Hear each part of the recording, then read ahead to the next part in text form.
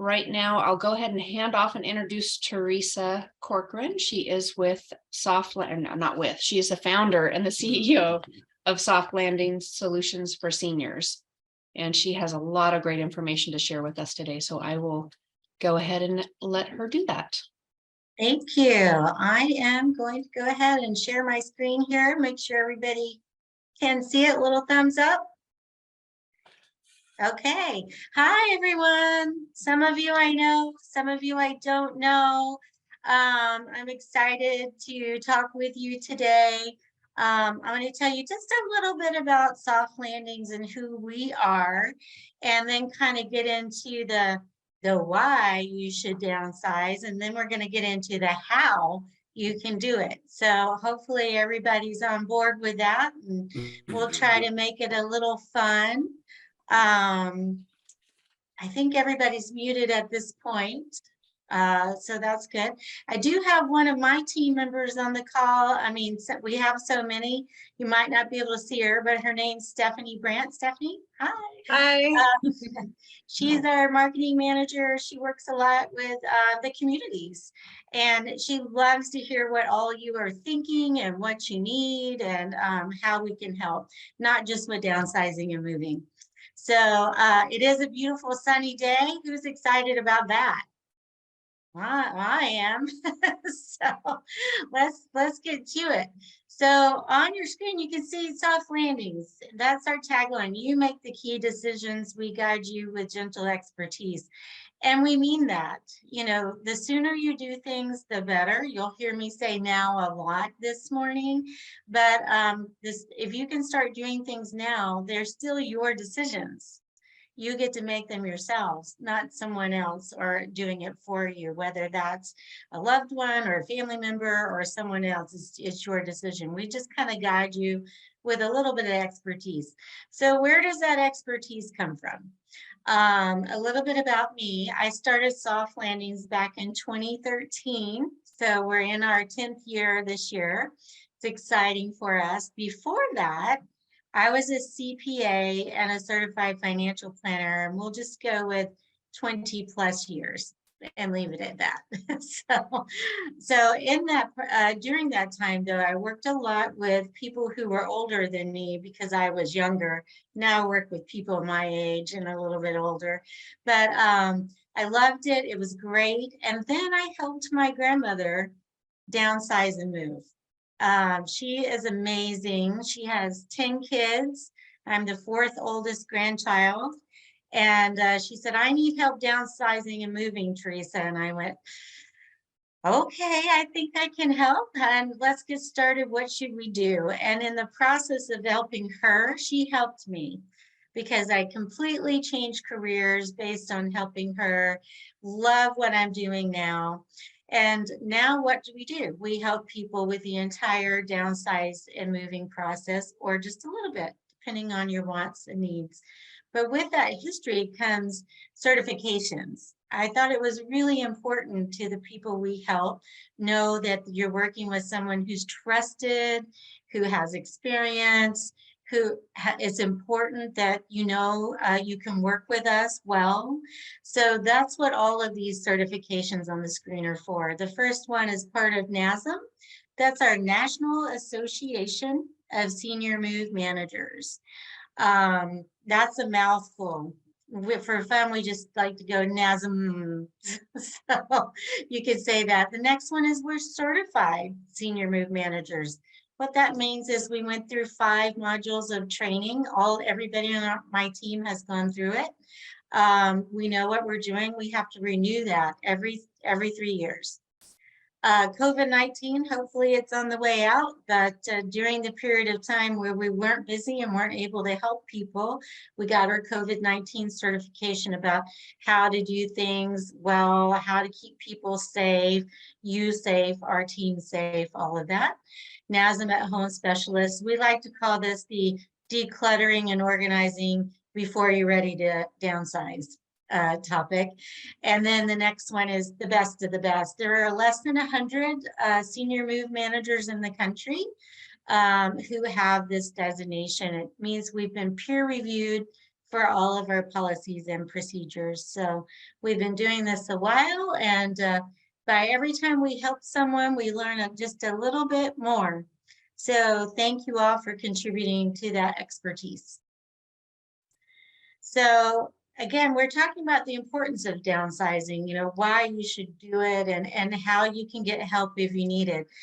Since I can see you this time, have many of you ever heard of a senior move manager before? No? Okay, well, few have. So I'm going to tell you a little bit more about senior move managers toward the end, because my goal is to help get you started and to let you know what you can do yourself. And then if you need help, how to get the help. Sound good? Okay, great. So a little bit about why it's important to get started with decluttering, downsizing. It's emotional. We recognize it can be emotional, but here are some little gems that you can keep in front of you instead of behind you. The reason why the windshield is so large and the rear view mirror is so small is because what's happened in your past is not nearly as important as what's moving you forward. So yes, you have a history. Yes, you have a great life. You also have a future that can be great as well. And I'm not talking about looking forward like the deer in the headlight looking forward. I'm talking about surrounding yourself with things that you like and enjoy, and do it with a plan. Do it with purpose. Okay, a little bit about, you know, the whys. Some of you have already made the wonderful decision to move into Parkview. Did I say that right? Yeah, okay. It's like, and some of you haven't. So for those of you who haven't, here's a little bit more. There's, as you can see, there's only one why a large space is better. And I can even argue about why more storage isn't great on top of that. But I was trying to come up with one thing to be positive about why a large space might be good. So some of you may have been in your home that you're in now for, you know, a long time. If you don't mind participating, let's ask a few questions and we'll go why the less is more, go through why the less is more. So how many have been in your homes that you're in now for at least 10 years? Raise your hand. Thank you, thank you. Keep them up. 20 years? Mine's down now. 30 years? Well, we're gonna keep going. 40 years? 50 years? Well, I can't see everybody. Is there? I see a 50-year. Yeah, wow, that's a long time, isn't it? So what we do, and it's normal, is accumulate things during that period of time. And we don't always do a great job of getting rid of things. We'll talk about that in a minute. If you don't mind sharing, if you feel like sharing, you can also type in the chat box how many years you've been on, and we can see who's been in their home the longest. I know there was at least a 50 plus in there. So a smaller space, going to a smaller home, boy, does it have advantages. Less stuff is less stress. I can't emphasize that enough. When we have a lot of stuff, it occupies space in our head. We noodle it around, for lack of a better word. It's still there, taking space. If we can get rid of things that we don't love, cherish, fit, functional, things like that, it creates more space for us to think about, process more people and things that we do love. So it definitely helps there. If you can get even started now with a small garage sale, if you want, if you can do that, even if you're not moving until the fall when the building is open, you can do a small garage sale now. If you don't want to do it yourself, ask a younger family member or friend to help. They would probably be happy to help.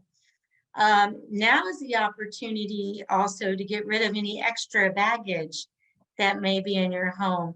Maybe you have things from someone that doesn't even make you happy anymore. Opportunity to get rid of it.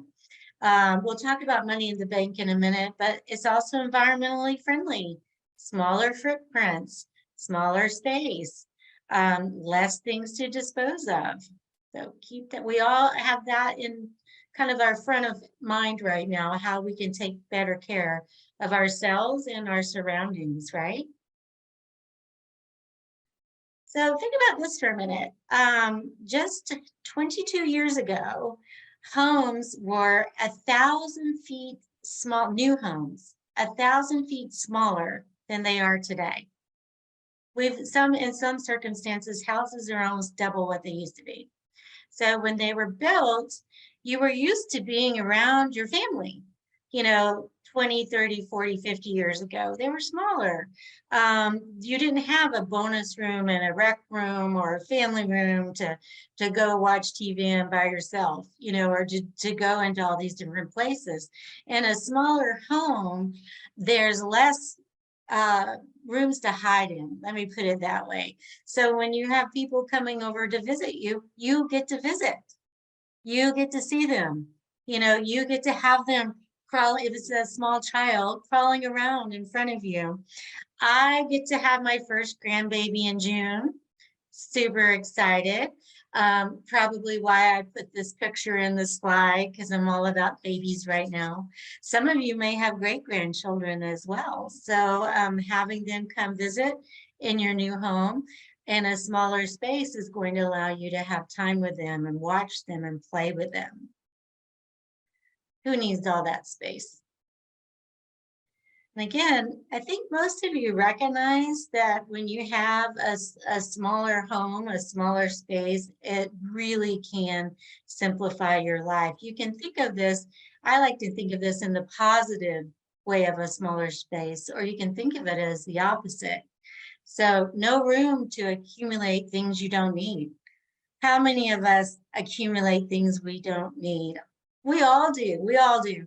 So, oh, here's an extra tote bag. Thank you for coming by. Or here are a few more pens. Thank you for stopping by. Or here's a new notebook for you. Who needs an extra charger? Those kind of things. Well, if you have a smaller space, you are less likely to accumulate things that you might have to get rid of later, right? So the more we own, the more possessions own us. Anybody heard that before? We don't want to be owned by our possessions, do we? We want to own what we have. We don't want them to own us. So many people have said, oh, I can't go on that vacation. What will I do? I mean, I have this big house and I have this yard to take care of and I have this and that. And if you're in a smaller space with less things to take care of, you're able to do more, right? The larger your home, the larger your mental investment. That gets back to, owning things or things owning us. For most of us, our house is our largest investment. One asset, largest investment. So you worry over it. It costs money, maintenance, things like that. If you can have a smaller home, smaller space, less mental investment. Buy small, free your mind. I love that one. Who doesn't want to have a freer mind, an open mind, to think more about things that are fun or to discuss more with your family and friends? I do. Sign me up. This gets into the cost. Some people think moving into a community can cost more. Of course, there are costs affiliated with that, but it also can save you money in other ways. If you're still taking care of your yard, it'll save you time and possibly frustration. I get frustrated when I start pulling weeds. I like planting, I don't like pulling. So, some of you may have, you have insurance related to your home, property taxes related to your home, home maintenance related to your home. If you really kind of start going through those, then you can see that the cost difference, is not that big, and you can get peace of mind knowing what your costs are going to be. and it's financially smart. Did I mention I used to be a CPA and financial planner? I like it when people make smart financial decisions as well. Okay, so I know for some of you, downsizing maybe I can't do it, for many reasons. One, it might be emotional. It might be you think you have too much stuff. Um, it might be I don't have help. For whatever those reasons, let's talk about why you can start doing it now and why it might be right for you to start now. So it can, like I said, it can be emotional, but those emotions can be overcome. You can start. You can get out the deer in the headlight look. So first, start by just taking pictures. So I like to think about, and for people to have in their head, keep the memories, not the stuff, right? Because when you buy something or somebody gives you something, the joy is in that moment, right? The joy is what happened at that point in time, not necessarily the item itself. For instance, somebody gave you this beautiful scarf, you love it, but it's the thought that somebody gave you that scarf. You might not need to keep that scarf forever because times change, but you might have that memory of that person giving it to you. So take pictures. If things have a certain memory to you and you want to kind of hang on to that memory, but not the stuff, take pictures, take digital pictures. Most of you probably have a smartphone at this point in time, or the new flip phones, which are kind of cool, and can take pictures of things, or friends and family can take pictures of things. And then you'll have it. They don't have to stay digitized either. Some people tell me, well, I took pictures, but then I never see them again. You can print them out. You can put them, a lot of pictures in a very thin book. We have some tools that can help with that as well. And tell the story. People do want to hear the stories behind your things. They do want to hear how you acquired it. They do want to hear that it was special to you, even if you're not keeping whatever the thing is. There are some online,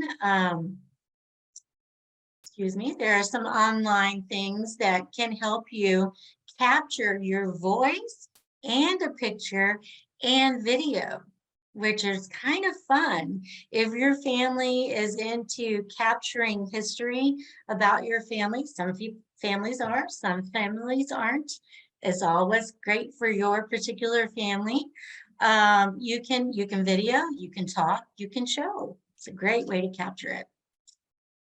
And by doing this, by sharing the story, by taking the pictures, it's easier to let go, less to have emotion with the thing itself. Research beneficiaries on here because, again, I want you to start thinking about getting rid of things now that isn't going to make them move with you, or if you're just decluttering or downsizing, you can do it now as well. A lot of beneficiaries are hard to find for collections.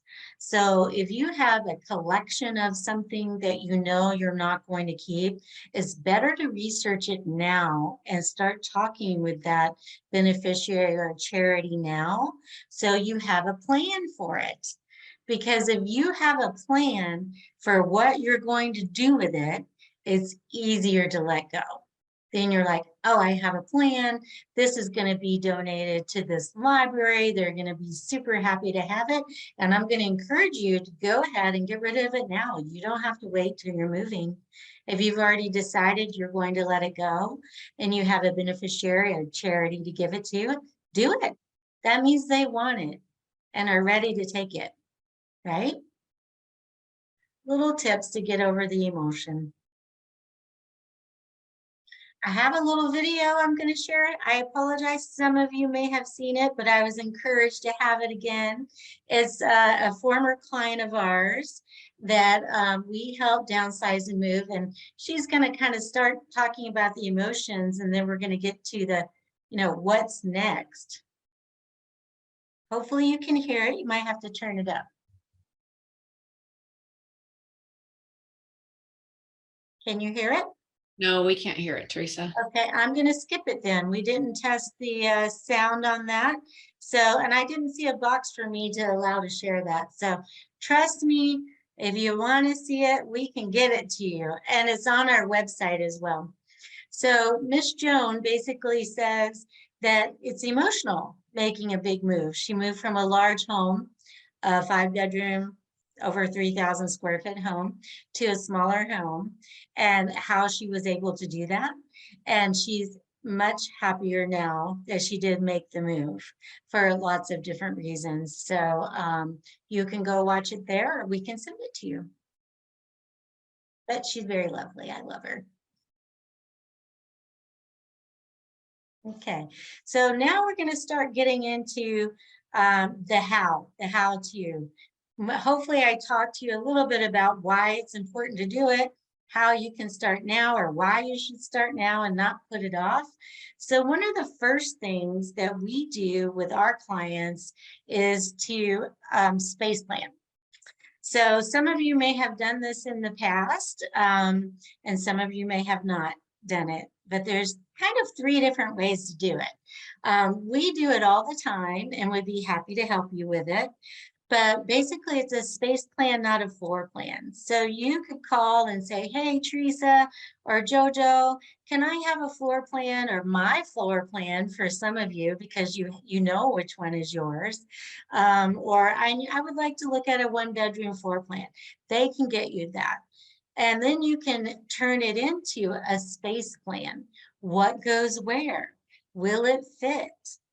So those are important things, because once you know if something's going to fit, then you know whether or not you're going to keep it or do something else with it. And I'm going to recommend you start a little bucket.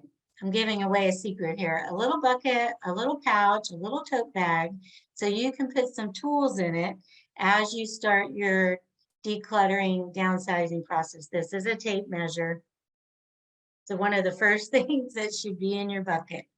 And I'll tell you why in a minute. But when you're thinking about what's going with you, you want to measure. You want to measure the height, the width, the length of it. And I mentioned the height because some people forget how tall something is. You know, is it going to fit in your space? Is it going to overlap the heating and cooling controller or light switches? Those kind of things, right? You have to think about that. Make sure it's scaled if you're doing it yourself. So the 3 ways you can do it: by paper. We have a paper grid we can use that gets a little cumbersome, but you can do it if you want to. We also have a magnetic board. So the magnetic board is kind of fun. I like it. It's like, for those of you remember the paper dolls or the magnetic dolls where you could put the, yeah, thank you. Some of you are nodding, where you can put the clothes on it and change it and put it back on. So it kind of works like that. It has over 500 pieces that you can put on your floor plan. Okay, well, this is the size sofa. This is the recliner. This is your size bed. This is your size nightstand. If it fits, it fits. If it doesn't, then we come up with an alternative or a solution, as I like to say. That's part of our name, Soft Landing Solutions for Seniors. I picked that because I said there's always a solution. We can find a solution, right? So space planning, super important. Think about that. Even for those of you who haven't decided where you're going yet, you can still go ahead and get a floor plan and start playing with it and thinking about it. And you could get a lot in a smaller home and be perfectly happy with it. Okay, here comes that tool. Grab it. I know we all have at least 10 tote bags, right? You just need one. Get a tote bag, get your tape measure, get some colored dots.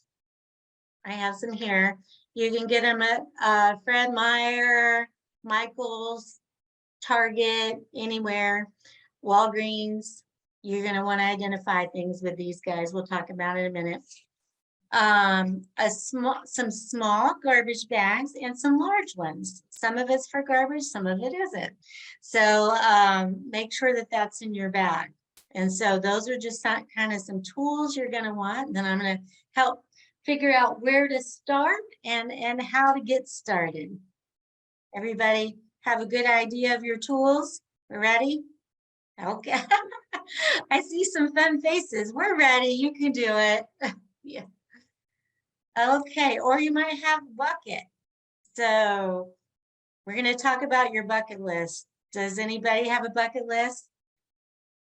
If you've been to my presentation before, put in the chat box what the 5 buckets are real quick, and we'll see who remembered and who didn't remember. But I'm going to tell you as well. You don't have to know. But it's not your bucket list for where you want to travel or what you want to do. It's your bucket list for where things go. Do we have any winners, Teresa? Did anybody type anything in? So far, just me. I said donate it. Okay, that is a great one. So we'll move forward with some more. Okay, let's talk about keeping it. You know, why would you keep something? Well, we talked about it fits, right? So it needs to fit. It might need to be functional. If it's not artwork or something like that, you're going to need lamps. You're going to need a place to sit. You're going to need a place to sleep. You know, so it needs to be functional. So if it fits and it's functional and it's on the fence of whether or not you want to take it, does it bring you joy? I mean, that's not just a cliche. I mean, does it make you smile? And I will tell you, not everything in your house makes you smile. Some of it you go, why do I still have this? Why is it still here? You know, and some things do bring you joy. It brings back one of those memories. And if it's a strong memory and it fits, you know, we can find a solution to see if we can bring that with you. But that's our first bucket. And I would say that is the most important bucket. Focus on that bucket. You know, what do you want to surround yourself with? What's going to make you happy? Then does it fit? And or is it functional, right? Bucket number 1, keep it. Focus on that one. That's the big one. Our next bucket is give it to family or friends. That is the Griswold family from Christmas Vacation. We all know the Griswold family has a lot of issues. A lot of families do.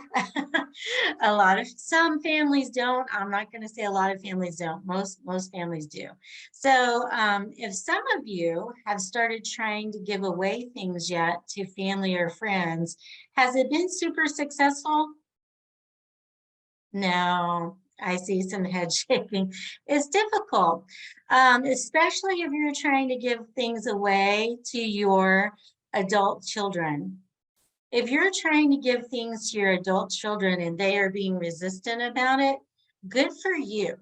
Change your thought because you have done a good job of raising them to have everything that they want and need, right?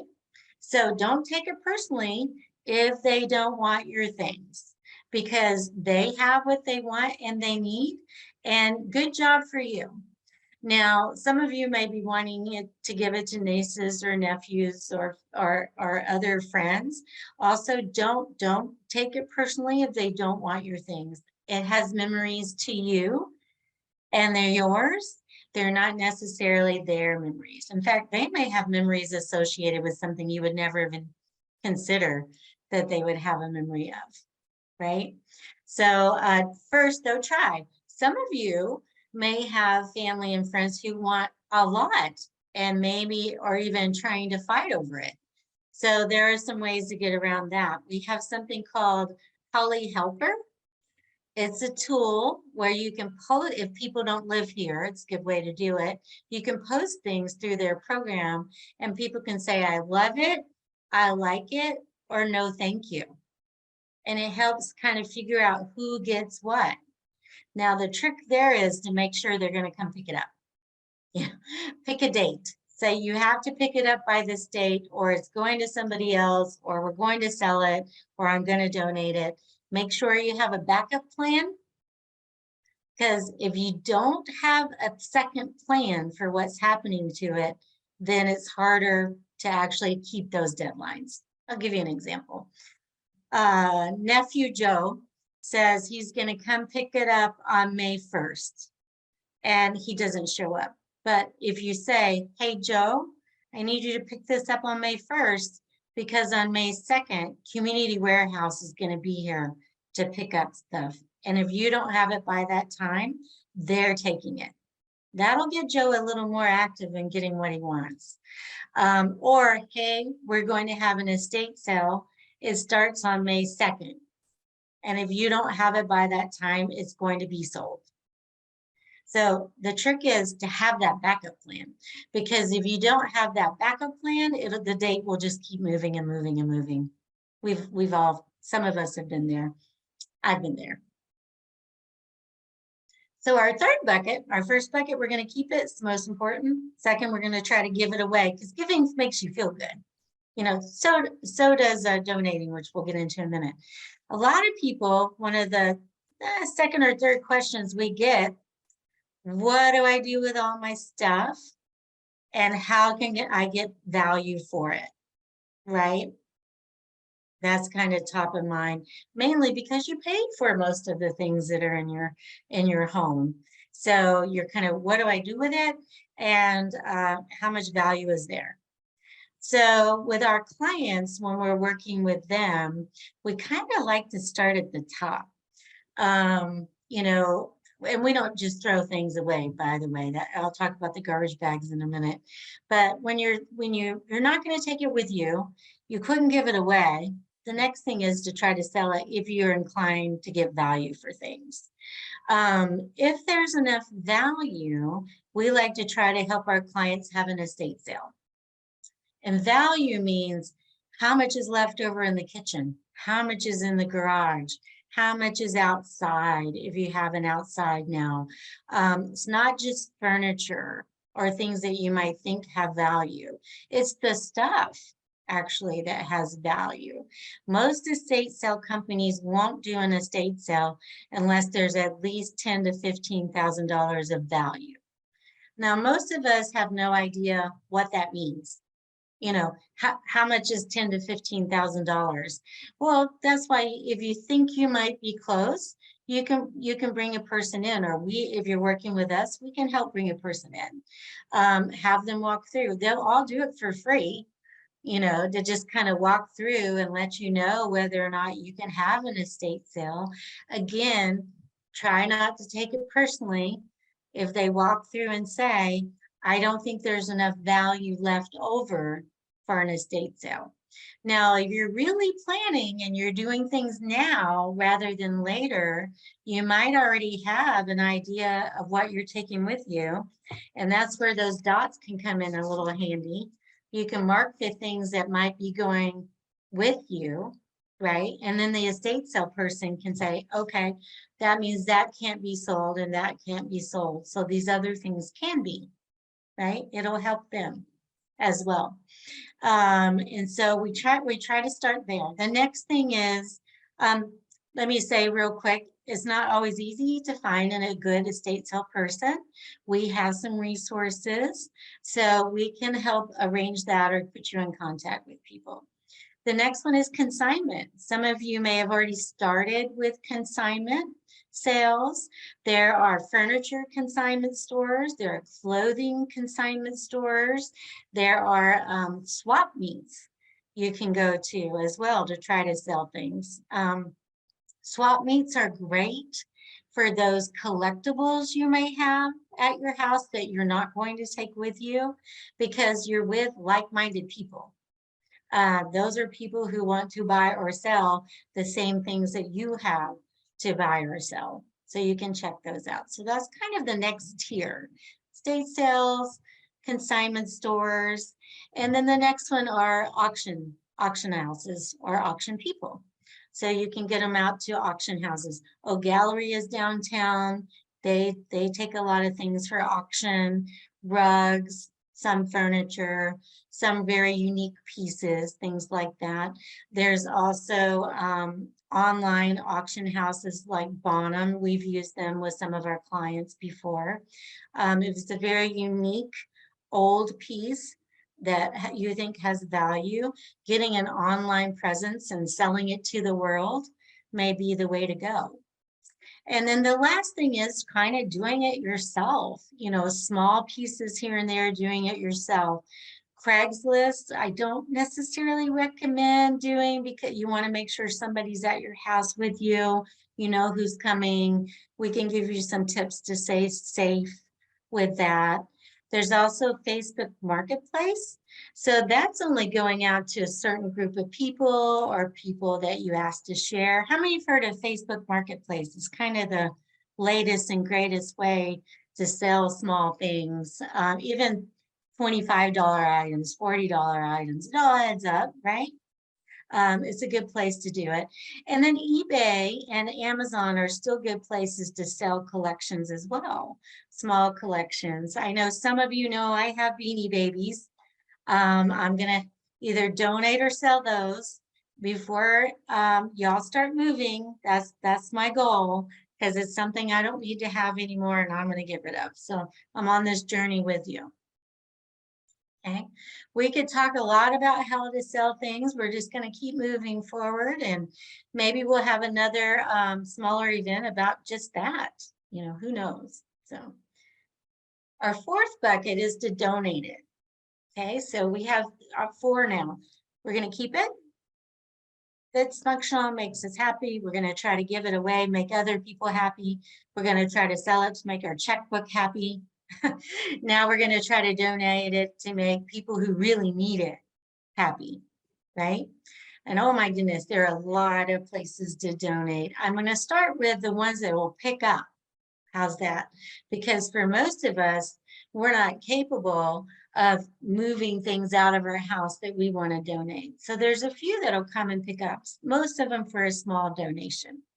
So here's some that we like to use. Community Warehouse is a great one. They will come to your house and take a lot of things that will help a family start a new home, a small home. Think small. They won't take king size beds, but they will take full size beds and clean mattresses and small dressers and small nightstands and extra TVs you don't need and extra kitchen items you don't need. So they charge $35. What a deal. And you can do this now and do it later.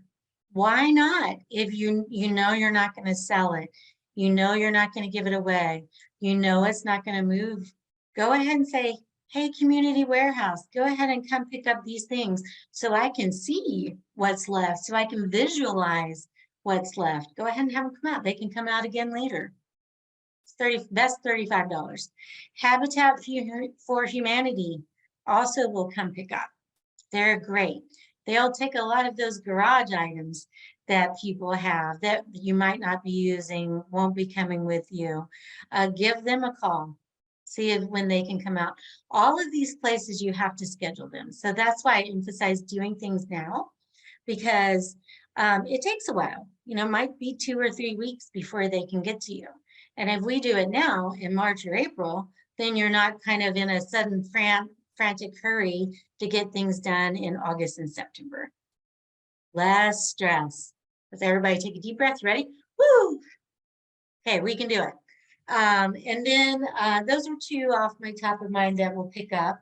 Then there's lots of places you can donate to. Treasures at Terwilliger will take a lot of your things as well. They have a list of the things that they will take. So you can call them, you can send them pictures, you can email to see what they will take.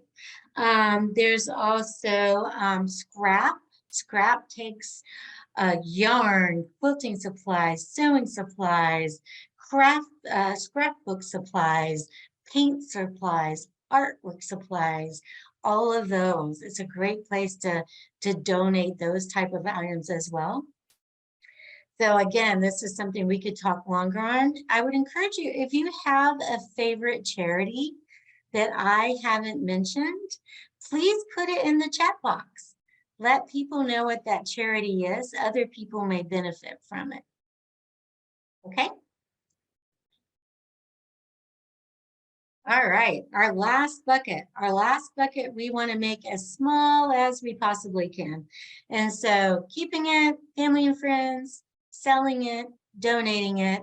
What do we do with everything else? So everything else that's left is probably some sort of paper, or it's broken, torn, or stained, right?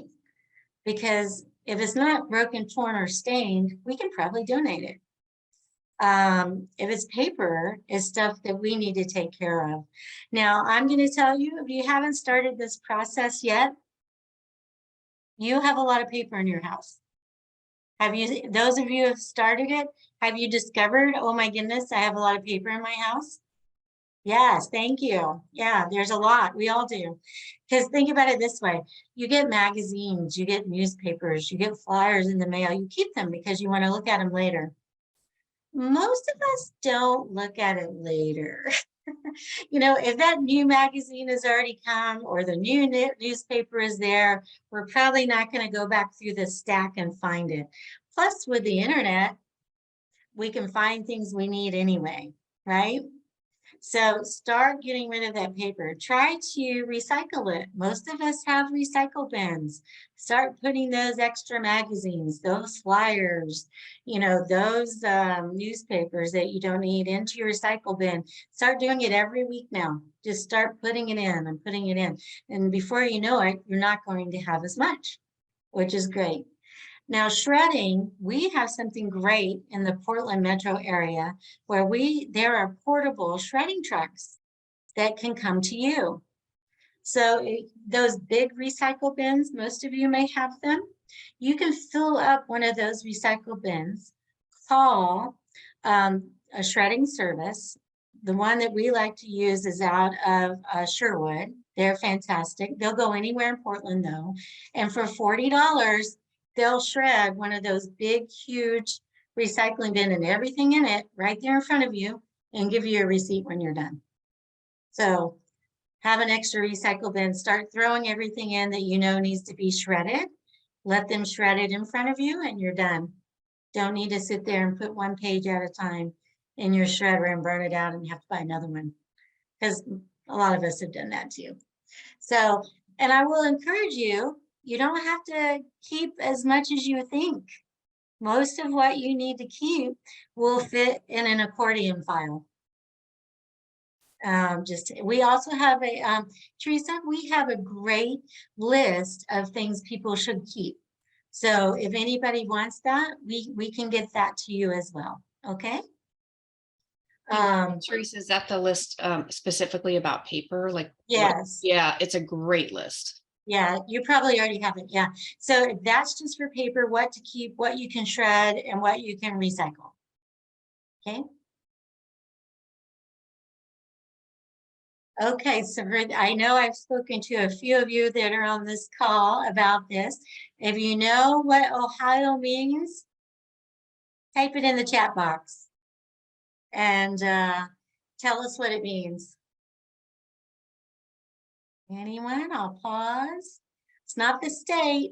It's not where you're from. Ohio means only handle it once.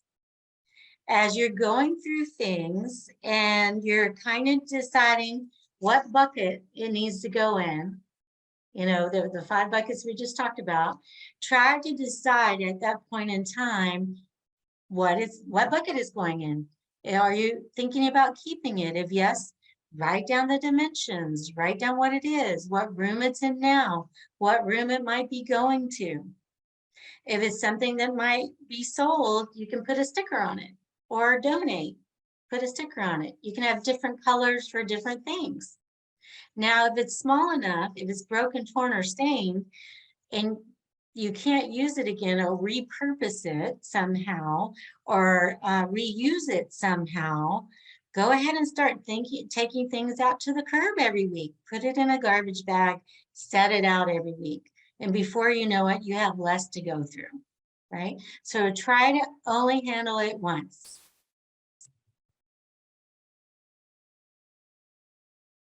Now we're ready to get started. We have our tools, we have our buckets, have some ways to overcome emotions, right?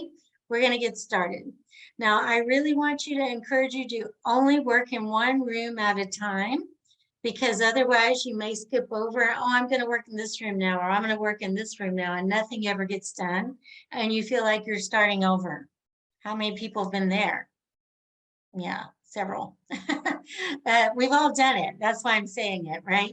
So just pick one room.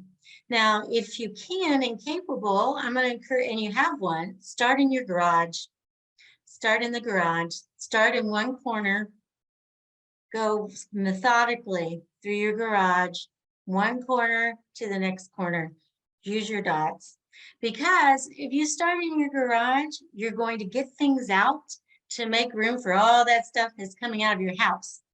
And it can go in the garage and then out. Think of it as a little conveyor belt, right? We're going to have a little conveyor belt from your garage to out to family, friends, charity, something like that, maybe selling small things. And then it's going to get a little longer to take things out of your house to the garage and then out. Okay. Or start in an easy room. Think about a room you don't use at all. We all have one. Might be the dining room, might be a guest room, might be an extra study. Start in an easy room that you don't use, because guess what? You don't use it, which means you don't need it. So let's start in there. Kind of use your tools room by room, corner to corner, and it'll go faster than you think. You can probably get through a whole room in less than a week, faster if you want. But if you only spend 2 to 3 hours a day and only 30 minutes at a time, take a break. Just take 30 minutes to get started. Take a break, keep going, same room. When you're done, you can celebrate. Did y'all hear that? Or you can celebrate with a friend or a loved one, go have a glass of wine. Yeah, I did it, and start now, right? There's no reason why you can't start now. Oops, I already answered. I got to stop doing that. So when is the best time to start? The best time to start is now, right? Yesterday maybe, but it's too late and I don't want to be negative. Tomorrow, you can start tomorrow because I just gave you the tools today, but don't start day after tomorrow. How's that? Here are some services that we offer. We always offer a complimentary, no obligation consultation. It usually takes about an hour, just so you know. We walk through your home with you. We listen to your needs or wants and kind of talk about whether or not we're the right company to help you. I put this up because here are some of the things that you may need to do yourself if you're doing things yourself. Kind of get your plan going, working on your floor plan. Excuse me, let me get some water. Maybe you're decluttering now. Some of you may already talk to a real estate agent.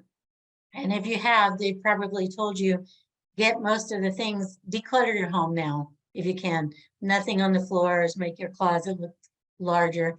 The only way to make your closet look bigger is to get things out of it, by the way. Organizing, sorting, and packing. We do all the packing, we do all the unpacking. We can get things out to family members or friends that live in other states.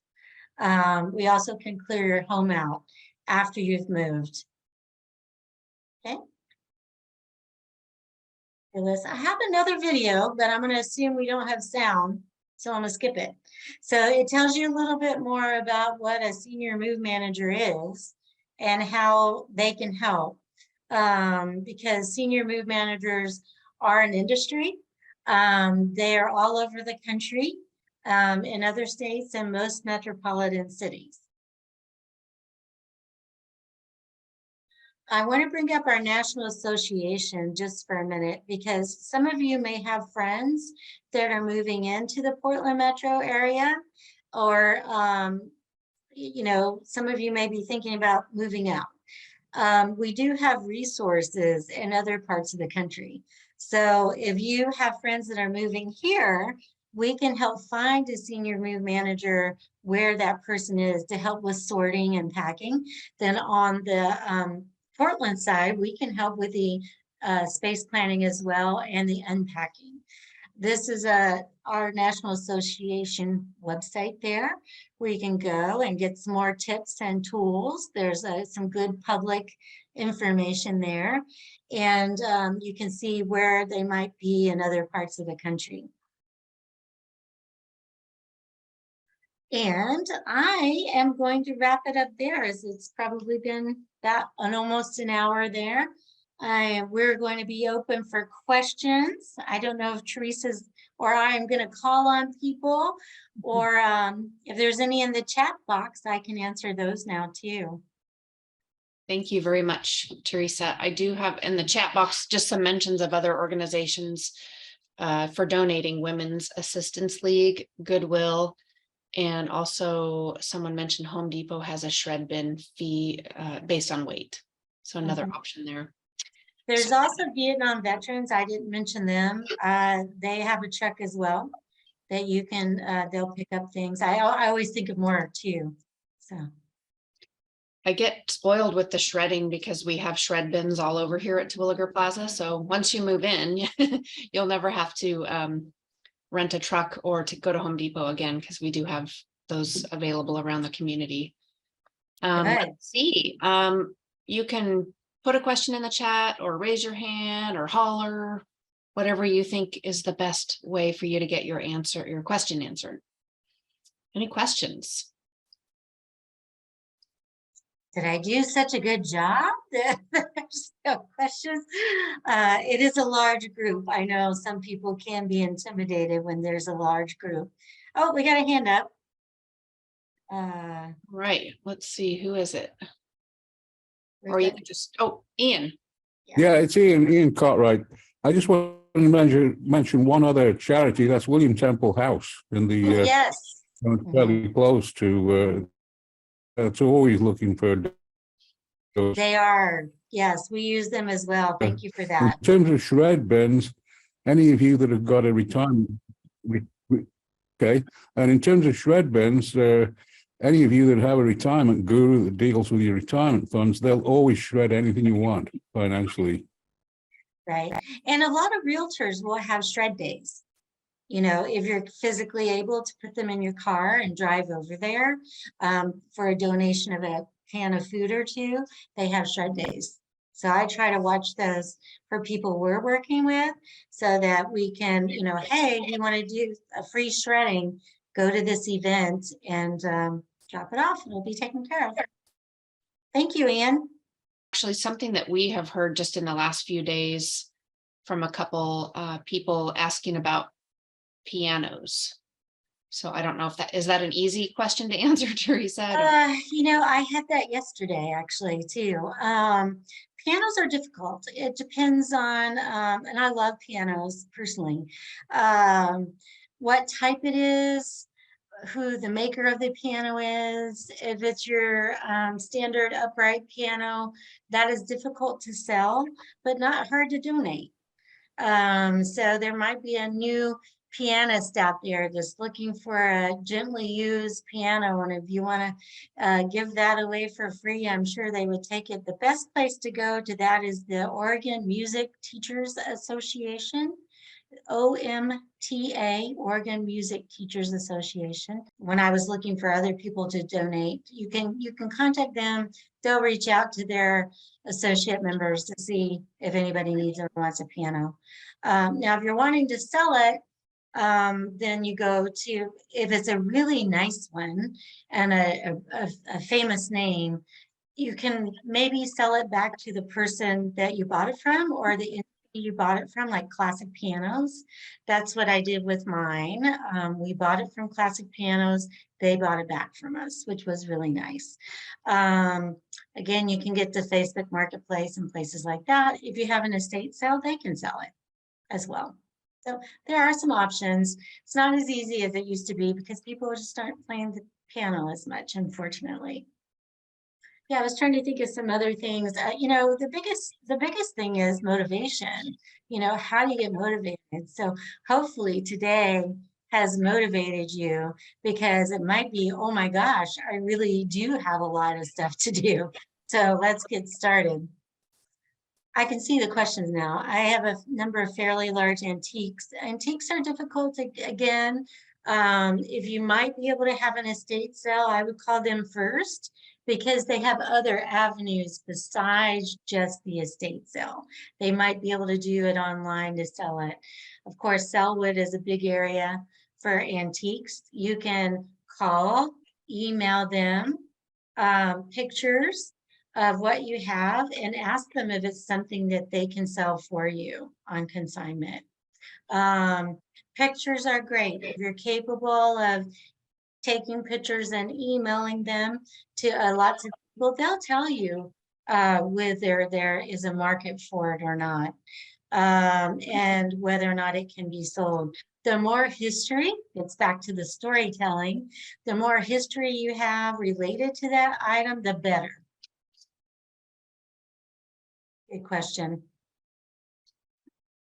And then some things you think won't sell do. Mid-century things are still really popular right now. Old lunch boxes are popular right now.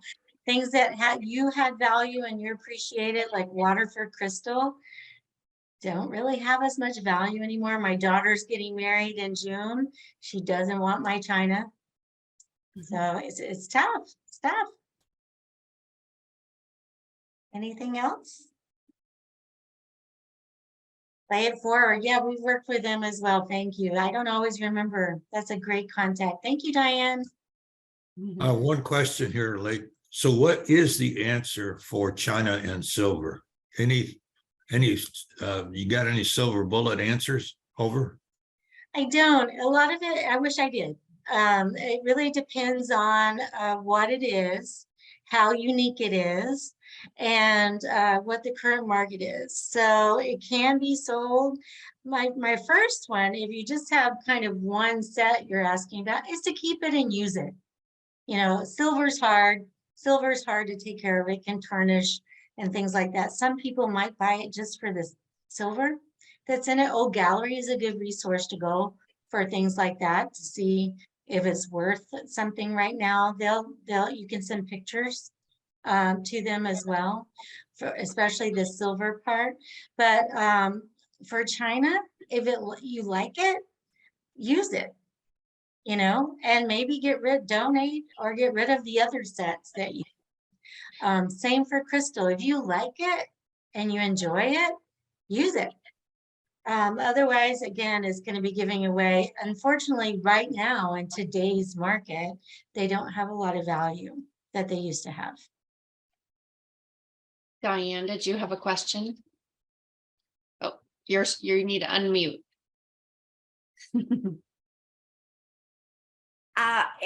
Pewter. I have some pewter that I'm keeping, and I had some kind of battered pewter that I took to William Temple House, and they said, oh, good, because people like pewter, people collect it, even though the pieces had little dents in them and such. So pewter, if you've got that. Thank you, Diane.